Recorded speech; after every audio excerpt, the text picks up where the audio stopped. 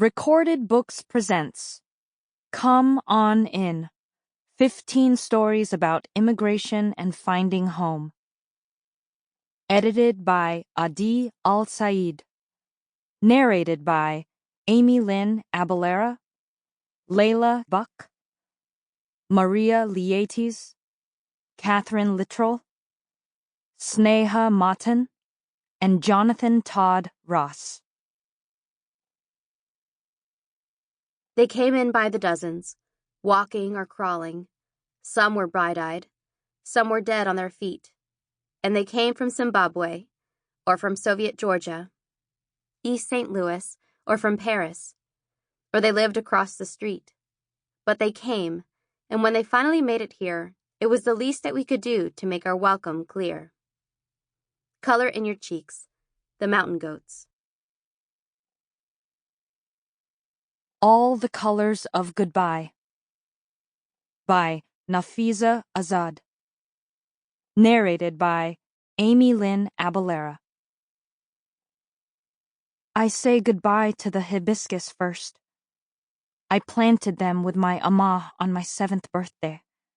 3 red hibiscus plants, 2 orange, 4 pink, and 1 yellow.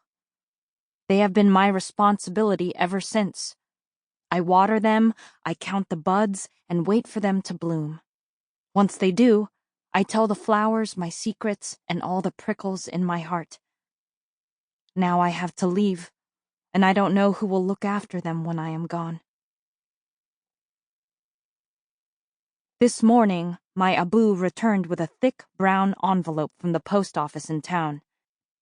When he opened it, his eyes widened first with disbelief and then with joy.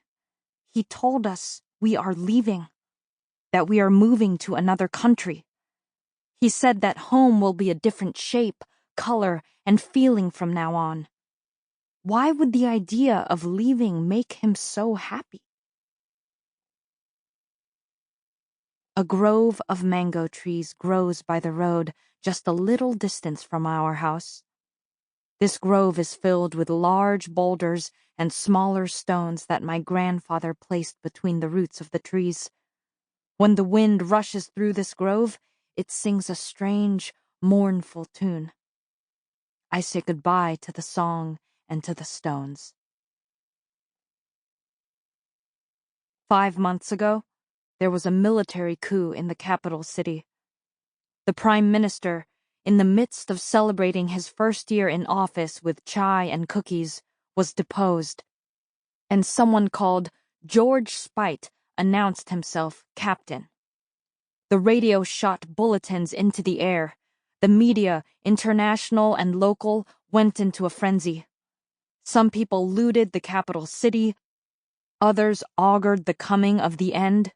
We, on the other side of the island, some 300 kilometers from the capital city, found ourselves on a break from school. Suddenly, Fiji was no longer safe. Even though nothing has changed on our side of the island, even though there has been no violence or looting here, people insist that things are no longer the same. They talk about the government and its supposed bias toward the natives of our country. They say that it is time to leave. My father cloaks his eagerness to be away and calls it a concern for my future. My mother is silent, as she always is, in front of my father. I do not want a future if it dawns in a place I do not know, but no one listens to me. My cousins and I, drunk on the sunshine and the sugar cane, can't see what the trouble is.